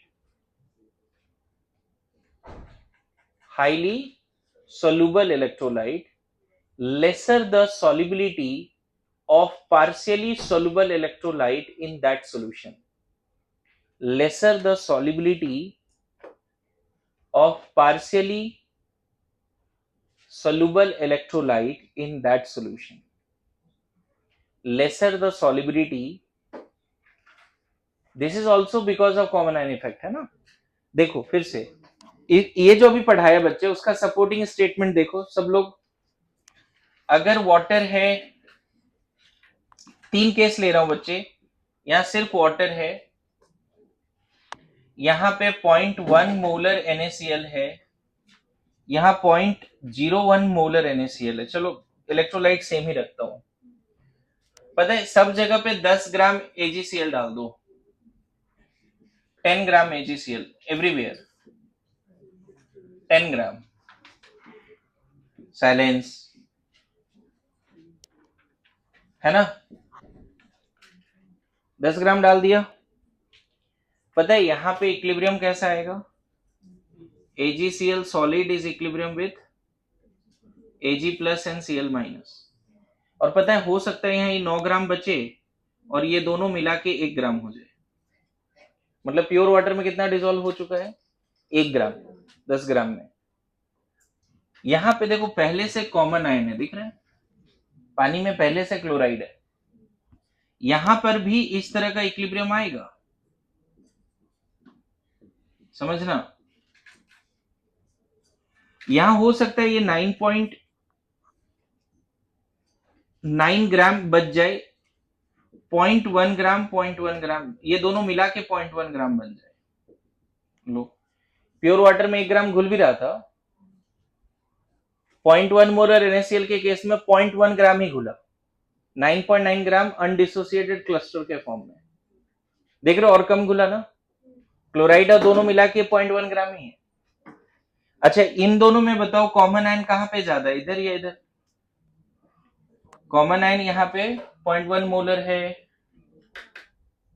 common ion यहाँ पे 0.1 molar है, यहाँ पे 0.01 molar है। कहाँ कॉमन आयन ज्यादा है, इसमें ज्यादा है। क्या लिखा है, कॉमन आयन ज्यादा है तो सॉलिबिलिटी कम। कॉमन आयन यहाँ है ही नहीं, इसीलिए सॉलिबिलिटी देखो 1 ग्राम है। कॉमन आयन यहाँ बहुत सारा है, इसीलिए सॉलिबिलिटी 0.1 ग्राम है। यहाँ पे पता चला ऐसा सिचुएशन क्रिएट होगा, देखो थोड़ा कॉमन आयन कम है ना तो सॉलिबिलिटी बढ़ जाएगा बच्चे, ठीक है। ये हो सकता है 9.5 ग्राम हो इक्विलिब्रियम पे, ये दोनों मिला के कितना हो 0.5 ग्राम। अब तो सीख जाओ। हाँ वही वही बता रहा हूँ, ऑड आयन अभी कॉमन आयन पहले क्लियर कर रहे हैं, ठीक है। तो AgCl सबसे ज्यादा सोल्यूबल कहां दिख रहा है आपको, वाटर में। उसके बाद जहां पे कॉमन आयन कम है वहां ज्यादा सोल्यूबल है। क्या लिखा, मोर is the concentration of common ion lesser the solubility. Please सीख जाओ। अब यही चीज एक इंपॉर्टेंट क्वेश्चन है कि अगर AgCl तुमने 10 ग्राम डाल दिया जहां पे पहले से अमोनिया है 0.1 मोलर, पहले से क्या है, वाटर तो है ही हर जगह पे नो डाउट, सॉल्यूशन में पहले से अमोनिया है। तो यहां देखो होता क्या है, AgCl सॉलिड कोशिश करता है अपने आयंस के साथ इक्विलिब्रियम पे लाने का, लेकिन होता क्या है जो Ag प्लस बनता है वो तुरंत अमोनिया से रिएक्ट करके एक कॉम्प्लेक्स आयन बनाता है, ऐसा हो जाता है। नया चीज सीखो यहाँ पे, this is odd ion effect. मैंने क्या बोला, जो स्पेरिंगली सोल्यूबल इलेक्ट्रोलाइट है उसका कोई ना कोई आयन पहले से, अगर वहां कोई आयन है उससे रिएक्ट करके हाईली सोल्यूबल हाईली स्टेबल बना दे, तब ऑड आयन होता है। बताओ ये डिसॉल्व जैसे ही हुआ, Ag प्लस को अमोनिया ने पकड़ के कॉम्प्लेक्स बना दिया, तो ये रिएक्शन और फॉरवर्ड जाएगा। अरे ये सुनो, अल्फा अल्फा मत बोलो, यहाँ पे सॉलिबिलिटी का बात करते हैं।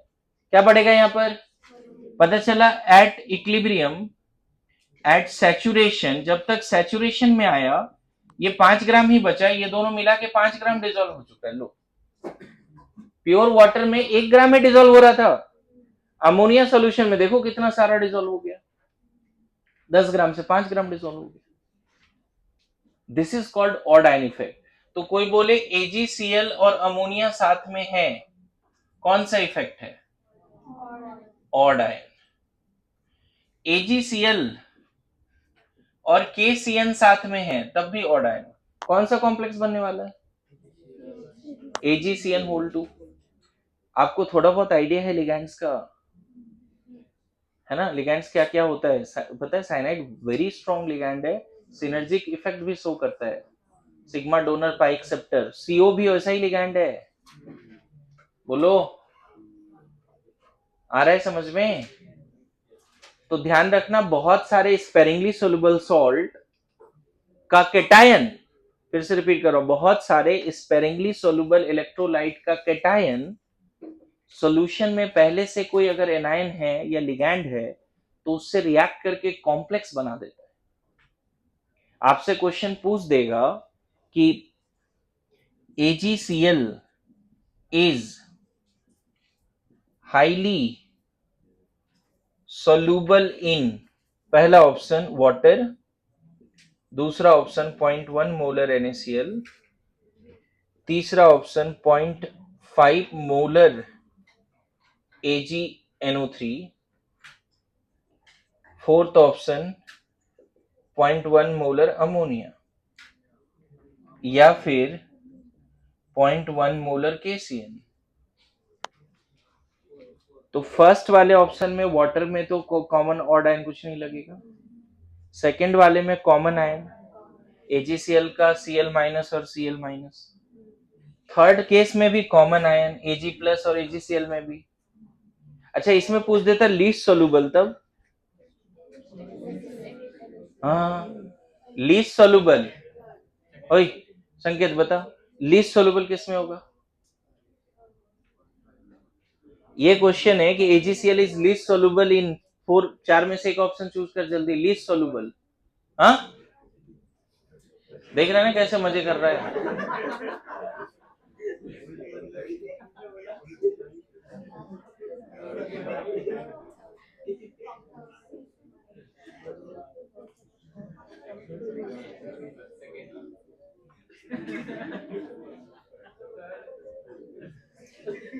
हाईली सोलुबल इन फोर्थ, इसमें डाउट नहीं है क्योंकि ऑड आयन इफेक्ट है। AgCl का Ag प्लस अमोनिया या साइनाइड के साथ रिएक्ट करके कॉम्प्लेक्स बना देगा, तो ये रिएक्शन और फॉरवर्ड जाएगा, तो इसकी और मास जो है डिसॉल्व हो जाएगी। तो मोस्ट सोलुबल इन व्हाट है ना, लीस्ट सोलुबल अगर पूछा जाता तो अभी जो ये लाइन था उससे बन जाता, more is the concentration of common ion that comes from highly soluble electrolyte or strong electrolyte, lesser the solubility in that solution। तो least soluble किसमें तुषार, समझना पड़ेगा ये चीज, ऐसे नहीं होगा फिर।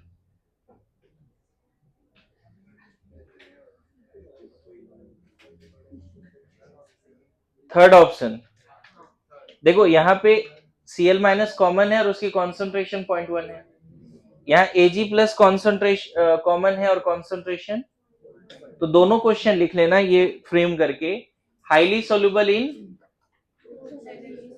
समझ गए।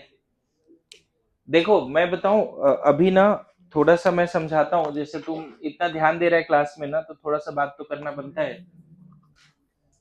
अभी रिपीटर बैच और जो 12th में बच्चे हैं इंडिया में, अलग अलग स्टेट में बहुत सारे ऐसे बच्चे हैं, बच्चे जो बहुत डरे हुए हैं, बहुत स्ट्रेस में हैं कि पता नहीं होगा या नहीं होगा। मैं समझना, बहुत डरे हुए हैं, बैठ जा बैठ जा तू बैठ जा, बहुत डरे हुए हैं, स्ट्रेस में हैं।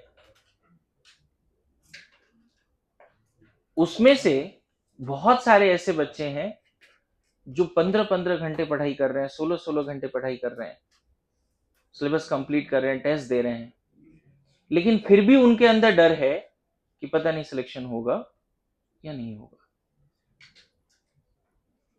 मैं सबसे रिक्वेस्ट करता हूं, पहले उस वाले कैटेगरी में आओ। मैं ये नहीं बोल रहा हूं डरो नहीं, मैं बोल रहा हूं पहले उस कैटेगरी में आओ, 15 घंटे पढ़ो, 16 घंटे पढ़ो, और फिर भी डाउट क्रिएट करो कि मेरा होगा या नहीं होगा, ऐसी वाली बात बोलो। इस कैटेगरी में आना पड़ेगा, पहले उस लेवल पे सीरियसनेस दिखानी पड़ेगी, और ये डर बनता है। अब इसका सोल्यूशन क्या है सर,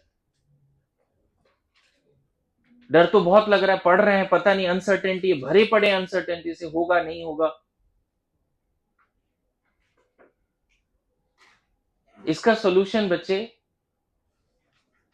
तरीके से अगर मैं बोलूं तो तुम्हारे हाथ में है ही नहीं, हमारे हाथ में भी नहीं। इस कोई नहीं बता सकता कि उस एग्जाम में तुम्हारा क्या होने वाला है। तुम रिजल्ट पे फोकस करके दिन रात ये स्ट्रेस या स्ट्रगल कर रहे हो, ये गलत है। डर रहे हो, ये गलत है। The best thing you can do कि जस्ट मेहनत करते जाओ, वही तुम्हारे कंट्रोल में है। 15-16 घंटे, 20 घंटे, जितना हो सके मेहनत करते जाइए, वही आपके कंट्रोल में है और कुछ नहीं है। बिना डाउट क्रिएट किए डरो, डाउट भी क्रिएट करो, बट मेहनत करना मत छोड़ो।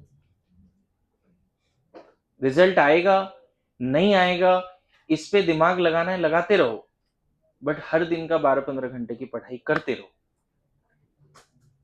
एक यही चीज है बच्चे जो तुमको शायद सिलेक्शन तक पहुंचा देगा।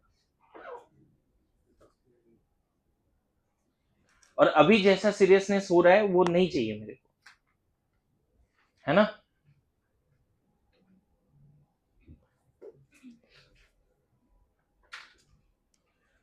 कब देखा 2 घंटे क्लास में मैं मस्ती कर रहा हूं यहाँ पे कि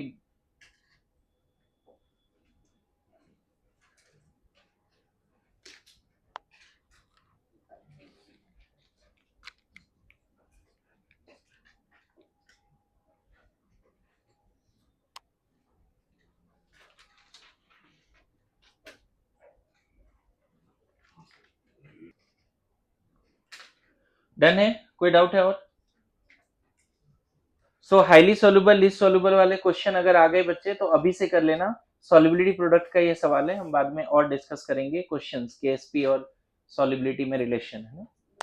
नाउ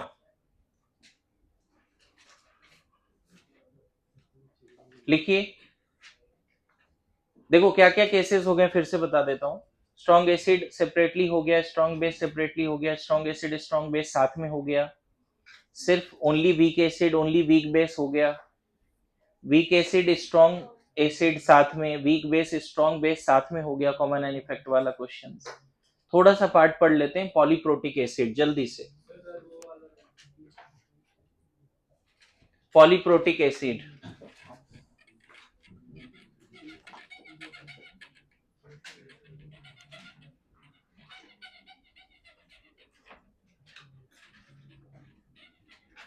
नहीं लिखा क्या? अभी भी टाइम चाहिए लिखने के लिए, और टाइम चाहिए?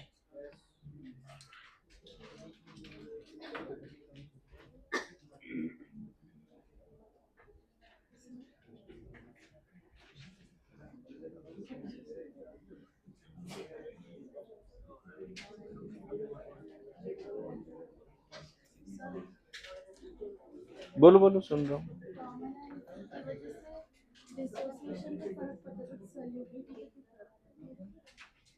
वो भी फॉरवर्ड बैकवर्ड जा रहा है ना। अगर फॉरवर्ड बैकवर्ड जा रहा है, ये जो रिएक्शन है, अगर ये फॉरवर्ड गया तो और ज्यादा डिसॉल्व हो गया, और जो डिसॉल्व हुआ वही तो सॉल्युबिलिटी है। अगर ये बैकवर्ड हुआ तो कम डिसॉल्व हुआ तो सॉल्युबिलिटी कम हो गई। डिग्री ऑफ आयनेशन पे फर्क पड़ रहा है बैकवर्ड चलने से। तो बैकवर्ड चल रहे हैं तो लेस सोल्यूबल, ऐसे फॉरवर्ड चल रहे हैं तो मोर सोल्यूबल। ये क्वेश्चन फॉर श्योर आ सकता है बच्चे कि हाईली सोल्यूबल कहाँ है, लीस्ट सोल्यूबल कहाँ है ना। बहुत बार मैं बताऊं, एडवांस तक में ऐसे क्वेश्चंस आए हैं सिंगल करेक्ट में, एडवांस तक में ये इस तरह के क्वेश्चंस आए हैं।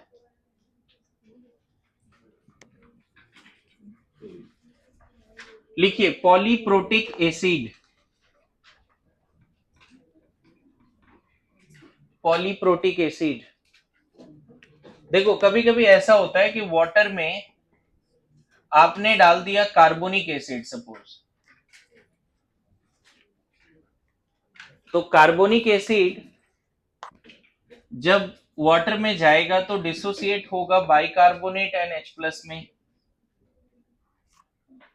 और इसके डिसोसिएशन कांस्टेंट को Ka1 बोलेंगे। एंड जो बाइकार्बोनेट बना उसके पास भी H+ देने की एबिलिटी है, तो फर्दर H+ एंड कार्बोनेट बनेगा जिसके आयनेशन कांस्टेंट K2 बोले। ओवरऑल अगर लिखना है, डायरेक्टली दोनों H+ निकालनी है, तो आप ऐसे लिख सकते हो, दो रिएक्शन को जब ऐड करोगे तो के इक्विवेलेंट Ka1 इंटू K2 हो जाएगा। मतलब टोटल नेट जो है ऐसा हो जाएगा। क्लियर है? और यहां पे जो नेट H प्लस है बच्चे, नेट, वो इस तरह से लिखोगे, H plus from first ionisation, H plus from plus H plus from second ionisation plus H plus from water, जो कि आपको पता है इग्नोर ही करते हैं मोस्ट ऑफ द केसेस में। अच्छा, डिपेंड करता है बच्चे कि फर्स्ट आयोनाइजेशन से जो H प्लस आया वो कितना है और सेकंड से जो है वो कितना है, वो डिपेंड करता है यहाँ वैल्यूज क्या दिया है। मान लो ये 10⁻⁴ दिया है और ये 10⁻⁹ दिए, तो पता चला ऐसा डेटा है कि सेकंड को इग्नोर कर सकते हैं, क्योंकि फर्स्ट आयोनाइजेशन जो है उसके रिस्पेक्ट में सेकंड आयोनाइजेशन ऑलमोस्ट 10,000 टाइम्स या 1,00,000 टाइम्स कम है। अब देखो ना, सेकंड वाला Ka2 10⁻⁹ है। आपको पता है इक्विलिब्रियम कांस्टेंट बहुत कम होता है, उसका क्या मतलब है? सिग्निफिकेंस याद करो, केमिकल में पढ़ा है, very less equilibrium constant, that means forward गया ही नहीं। यहाँ इक्विलिब्रियम कांस्टेंट 10⁻⁹ है, मतलब ये फॉरवर्ड गया ही नहीं। तो कभी कभी क्या होता है, K1 K2 के डेटा के बेसिस पे आप नेट कितना लिख सकते हो, नेट लिख सकते हो जो फर्स्ट के वजह से आया है ना? डिपेंड करता है क्वेश्चन कैसा है, उसके हिसाब से डिसाइड होगा। लेकिन मोस्ट ऑफ द केसेस में ऐसा लिख सकते हैं कि सॉल्यूशन का जो नेट H प्लस है कौन डिसाइड करेगा? सॉल्यूशन का जो नेट H प्लस है वो कौन डिसाइड करेगा? First ionisation. देख लेना कि वहां पे Ka1 Ka2 क्या है क्वेश्चन में गिवन। अब यहाँ लिखने का तरीका देखो है, C00 T इक्वल टू 0 पे। अब फिर से अगर एक ही आयोनाइजेशन हो रहा है बच्चे, तो C minus C alpha C alpha C alpha कर दिया। नेट H प्लस कितने के बराबर हो गया? सी अल्फा के बराबर है नेट। और सेकंड तो हमने इग्नोर किया ना इस केस में, तो कितना हो जाएगा? फिर से वही क्वेश्चन हो गया, वीक एसिड वाला, मोनोबेसिक है तो पॉलीप्रेटिक, लेकिन हो गया कौन सा क्वेश्चन? फिर से मोनोबेसिक के क्वेश्चन हो गए। लेकिन अगर सेकंड थर्ड ये सब भी कंसिडर करना पड़ता तो लिखने में थोड़ी कॉम्प्लिकेसी बढ़ जाती है, रिएक्शन को और फॉरवर्ड बैकवर्ड ले जाना पड़ता है, बहुत सारी चीजें कंसिडर होती है। जैसे इस साल आपके यही क्वेश्चन आ गया था, H3PO4 अगर पानी में डालें, है ना, तो कौन कौन सा ऑप्शन सही है? वो पेपर दिखाओ मेरे को, क्वेश्चन आ गया था ऐसा। और पॉलीप्रोटिक मॉड्यूल में दिया रहता है, ऐसा नहीं है। क्वेश्चन ऐसा है, phosphoric acid ionises in 3 steps with K1 K2 K3, और उसके बाद पूछ रहा था कि कौन कौन सा ऑप्शन सही है। एक चीज तो यहाँ पे समझ लेना बच्चे, हमेशा ऑलवेज Ka1 हमेशा ज्यादा होगा Ka2 से, हमेशा। क्यों? क्योंकि फर्स्ट आयोनाइजेशन के वजह से H प्लस सोल्यूशन में आ गया, तो सेकेंड आयोनाइजेशन के लिए कॉमन आयन इफेक्ट लग जाएगा। अरे पहले से सोल्यूशन में H प्लस है तो क्या इसकी आयोनाइजेशन सफर नहीं होगी? फर्स्ट आयोनाइजेशन जब हो रहा था उसमें H प्लस नहीं था, गुड टू गो। लेकिन जैसे ही बाइकार्बोनेट आयोनाइज करने की कोशिश कर रहा है, उसको क्या मिल रहा है? पहले से H प्लस मिल रहा है बिकॉज ऑफ फर्स्ट आयोनाइजेशन। तो हमेशा ये हमेशा वैलिड है, कभी गलत नहीं है ये। डाइप्रोटिक एसिड, पॉलीप्रोटिक एसिड में फर्स्ट आयोनाइजेशन वैल्यू बहुत ज्यादा आएगा, सेकंड बहुत कम आएगा। Yes no? अच्छा, फॉस्फोरिक एसिड को पानी में डालोगे तो कितने तरह के आयोनाइजेशन होंगे? सबसे पहले H2PO4 minus plus H plus, इसको क्या लिखो? K1। फिर H2PO, अब देखो इसको दिक्कत आएगी आयोनाइजेशन में क्योंकि पहले से H प्लस आ रखा है, तो बनेगा HPO4 माइनस 2 और further H plus K2। HPO4 minus, फिर से क्या देगा? PO4 minus 3 plus H plus K3। Overall लिखना होता तो सबको ऐड करोगे तो जो कॉमन होता है वो कैंसिल होगा, क्या मिलेगा overall? H3PO4 gives 3H plus plus आपको पता है बहुत सारे रिएक्शन ऐड करते हैं तो उसकी इक्विलिब्रियम कांस्टेंट मल्टीप्लाई हो जाती है, याद है ना? तो नेट के जो है K1 plus K1 into K2 plus sorry सब में मल्टीप्लाई होगा। अगर आप यहीं पे लॉग ले लेते हो दोनों तरफ तो फिर यहाँ पे log Ka1 plus K2 log Ka3। मुझे लगता है पहला ऑप्शन वही है। बोल रहा है कौन सा ऑप्शन सही है इन सब में, तो पहला ऑप्शन यही था। सेकेंड ऑप्शन बोल रहा है कि H3PO4 is stronger acid than H2PO4 minus and HPO4 minus 2। सबसे स्ट्रॉन्ग एसिड कौन है इसमें? कितने सारे एसिड हैं? ये एसिड है, ये भी एसिड है, ये भी एसिड है। आपको पहले से पता है कि इन तीनों में क्या डेटा है, K1 वेरी ग्रेटर देन, और ये तो पता चला और कम आ गया। तो सब K1 तो मेजरमेंट है ना, है ना? अभी टैप टेस्ट में ऐसा सवाल देखिएगा, 4 एसिड है, सबका Ka दिया हुआ है, तो कौन सा स्ट्रॉन्ग एसिड है? मतलब एकदम बेसिक क्वेश्चन दिया है ताकि के का अच्छे से अंडरस्टैंडिंग क्लियर हो जाए, है ना? तो सेकंड ऑप्शन भी सही है, थर्ड ऑप्शन भी सही है जी, K1 greater than K2 greater than K3। Fourth option में ऐसे रैंडम लिख दिया है कि K1 equal to K2 plus Ka3/2 ऐसा, तो ऐसा जरूरी नहीं है। नहीं नहीं नहीं, कभी नहीं। कैसे होगा बताओ? ये सबसे ज्यादा है, ये दोनों कम है, और उसका एवरेज ले रहे तो और कम आएगा ना। कॉमन सेंस लगा, ये सबसे ज्यादा है और दो कम नंबर का, एक 10 है और ये 5 और 2 है। मैं बोल रहा हूँ 10 इक्वल टू 5 प्लस 2/2 होगा क्या कभी? याद कर कितने लोगों ने क्वेश्चन छोड़ के आए, याद करो। अब बताओ, क्या इतनी इतनी ब्रेन नहीं है कि इस लेवल पे पढ़ के याद करके जाए और हो जाएगा? कुछ था क्या? तू भी छोड़ा था तुषार, बना दिया था? हाँ, डाउट में पूछा था मेरे से, तारीफ कर थोड़ा अच्छे से। हाँ हाँ, मॉड्यूल में दिया हुआ है, बिल्कुल मॉड्यूल में दिया हुआ है, यहां पर भी होगा मॉड्यूल में। अरे यहां भी दिखा देता हूं।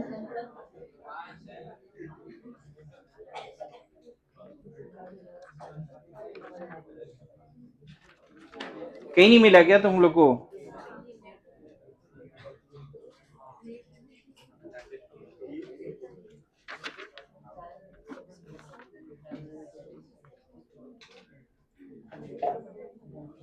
यहाँ पे एक केस है, देखो पेज नंबर 43 में, pH of polyprotic acid, pH of polyprotic acid, और यहाँ तो proper first second third ionization सबके लिए अल्फा 1 अल्फा 2 अल्फा 3 लेके सॉल्व किया है, और कॉम्प्लिकेट कर दिया है इसमें। चलो ये पेज पढ़ लेना सब लोग, तो पेज नंबर 43 एंड 44। नाउ यहाँ पे बताओ, इस क्वेश्चन में नेट H प्लस क्या लिखोगे बच्चे? इस क्वेश्चन में नेट H प्लस क्या लिखोगे?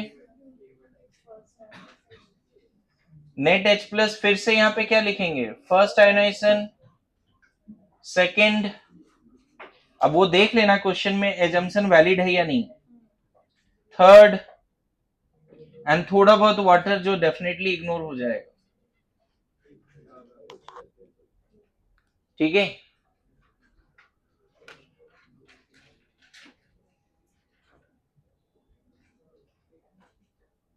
एनसीईआरटी में एक सवाल है H2S करके, वो होमवर्क रहेगा, एनसीईआरटी का सवाल है, H2S करके क्वेश्चन है, वो करके आना। H2S मिला जी वो सवाल? वरद बताओ, मैं लिखवा भी देता हूँ, फिर बोलेंगे सर एनसीईआरटी मिलता नहीं मेरे से, ये वो पता नहीं क्या।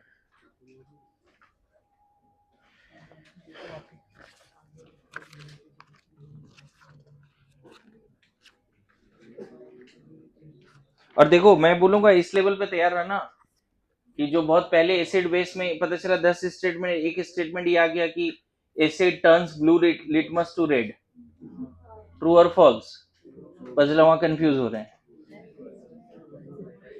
पढ़ रहे हैं इतना आर्रेनियस ब्रॉन्स्टेड लॉ, ये पता नहीं क्या क्या पढ़ रहे हैं, और एक स्टेटमेंट क्या आ रहा है, एसिड इज बिटर और सॉर, क्या? अच्छा एसिड जो है एक्टिव मेटल से रिएक्ट करके H2 गैस देगा, ट्रू। बेस जो है एक्टिव मेटल से रिएक्ट करके H2 गैस देगा, ये भी ट्रू है। बेस जो है, बेस भी जिंक या मैग्नीशियम वगैरह से रिएक्ट करके H2 गैस देगा। बेस बिटर होता है, रेड टू ब्लू करता है बेस। तो पता चला वो बेसिक बातें नहीं भूलना है, पता चला वो पूछ रहा है। अभी जैसे कैसे डाल्टन से क्वेश्चन पूछ दिया, अरे ये सुनो, तो जब आप यहाँ पे इस चैप्टर में जब आप जाओगे एसिड बेस में, अगर कहीं भी कुछ लिखा है तो पता चला कि एसिड बेस सॉल्ट में वहां पे वो सब लिखा हुआ है, एसिड बेस सॉल्ट, ये सब पढ़ना है। देख रहे हो यहाँ पे लिखा भी है वो, है ना।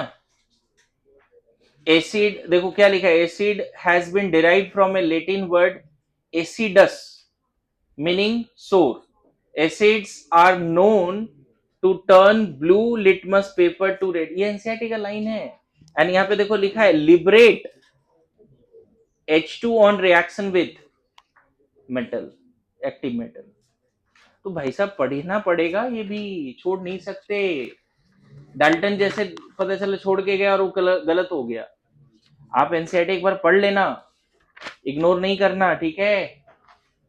आयनिक का एनसीईआरटी भी रीड करो लाइनर जैसा, ज्यादा कॉन्फिडेंस बढ़ जाएगा। इनफैक्ट पता चला यहीं से क्वेश्चन आ रहा है, तुम 500 क्वेश्चन सॉल्व करने के चक्कर में हो, पता चला इस एक्सरसाइज से क्वेश्चन आ गया। और पता है केमिकल आयनिक मिला के कितने क्वेश्चन है पूरे एनसीईआरटी में, 73। केमिकल आयनिक मिला के 73 क्वेश्चन है। और जिस क्वेश्चन का मैं बात कर रहा था वो क्वेश्चन है, हाँ क्वेश्चन नंबर मैं लिखाऊंगा नहीं, 7.45 है। ओल्ड या न्यू एनसीईआरटी देख लेना, न्यू ही है ना ये, हाँ न्यू एनसीईआरटी से ओल्ड है। तो 7.45 है, ये जरूर करके आना, होमवर्क रहेगा। कहीं से भी सॉल्यूशन छाप के आओ, लेकिन जरूर करके आना। मैं कुछ ऐसा नहीं जानता कि नहीं कर पाए वगैरह वगैरह। हाँ अरे लिखो ना zinc plus NaOH, zinc plus NaOH लिख के देखो क्या आएगा।